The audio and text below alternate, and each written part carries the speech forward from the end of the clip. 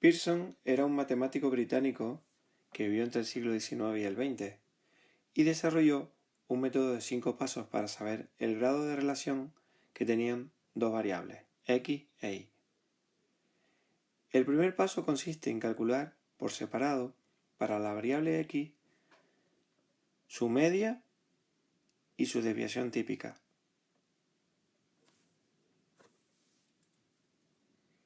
El segundo paso consiste en hacer lo mismo para la variable y, es decir, la media de la variable y la desviación típica también de la variable y. El tercer paso consiste en calcular la covarianza sigma de xy, que se define según la siguiente fórmula. Aunque parece un poco complicada, es bastante más sencilla de lo que parece.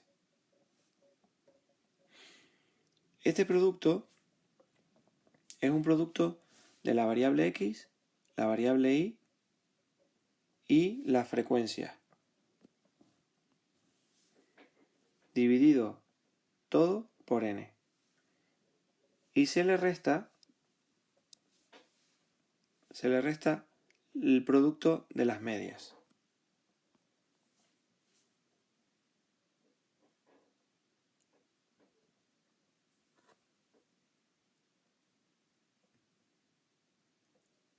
En el paso 4 consiste en un cálculo del coeficiente directamente ya de Pearson, que lo hemos llamado R.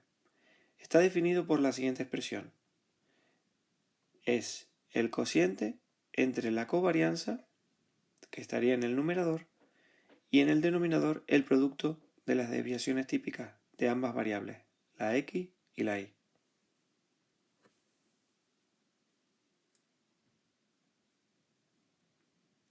Los valores de R están siempre en el rango entre -1 y +1, si está bien hecho. En el paso quinto sería el paso del análisis. Si R es +1 o -1, entonces tenemos una dependencia funcional. Si está entre -1 y 0, es una correlación lineal negativa. Si está entre 0 y +1, es una correlación lineal positiva.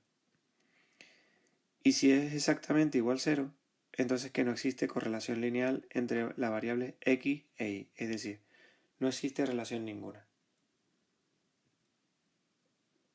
Este es un ejemplo donde tenemos para la variable x los coeficientes de inteligencia de 10 alumnos y en la variable y su media de notas obtenidas en un curso.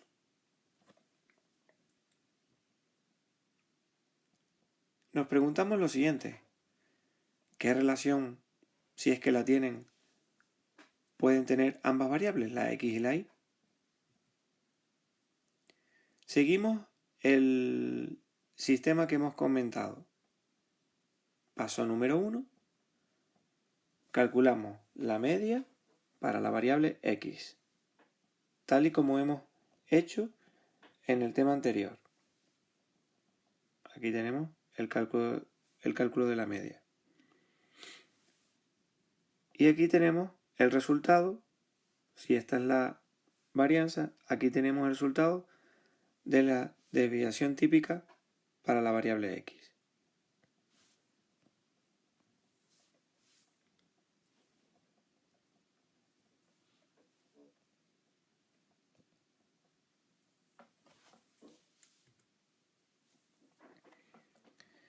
En el paso 2 hacemos lo mismo para la variable y.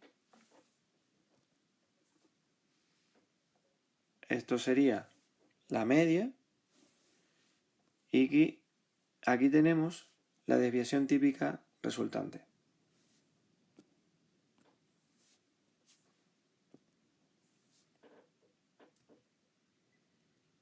En el paso 3 ya ponemos más datos. Por un lado tenemos los datos de x sub y.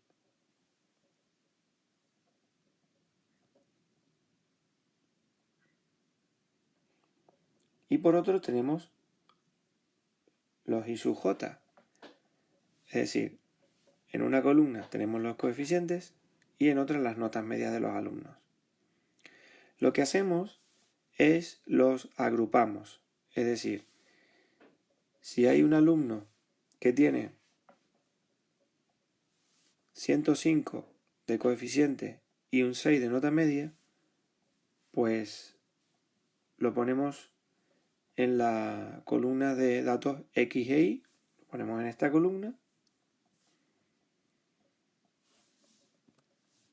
Y si nos fijamos en los datos, pues todos tienen frecuencia N y J, todos tienen frecuencia 1, que no tiene por qué ser así, pero en este caso no hay ningún tipo de repetición.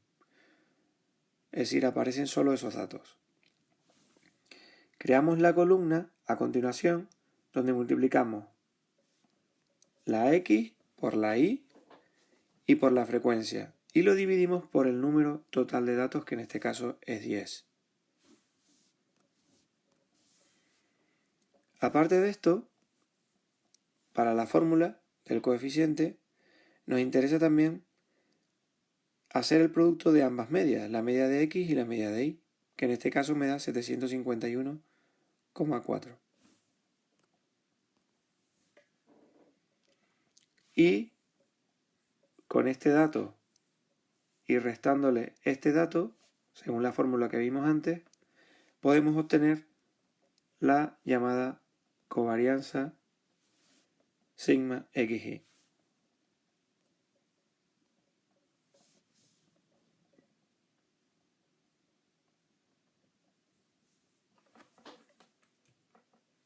A continuación, lo que hacemos es dividimos ese dato de covarianza, sigma de XY, lo dividimos por las desviaciones típicas para la X y para la Y, tal y como vimos en la fórmula.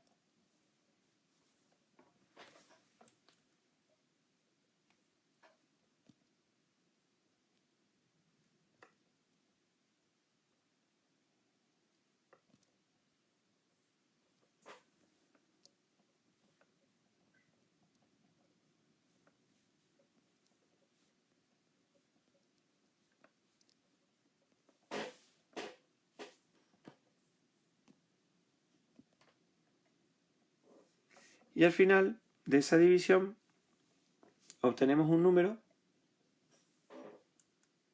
que es el 0,6623. ¿Qué nos indica este coeficiente? Pues efectivamente es un coeficiente que está entre 0 y 1, con lo cual indica que es una correlación lineal positiva. Aunque no es una correlación muy fuerte, porque no está muy cercano al 1. Está pasando la mitad del intervalo de 0,5, pero tampoco es que esté muy cercano al 1. Por eso se dice que no es una correlación muy fuerte. Si hacemos una representación gráfica de esto, lo tendríamos en una especie de diagrama de dispersión. Vemos que efectivamente existe una idea de una pequeña correlación, pero tampoco es que sea muy fuerte en los datos.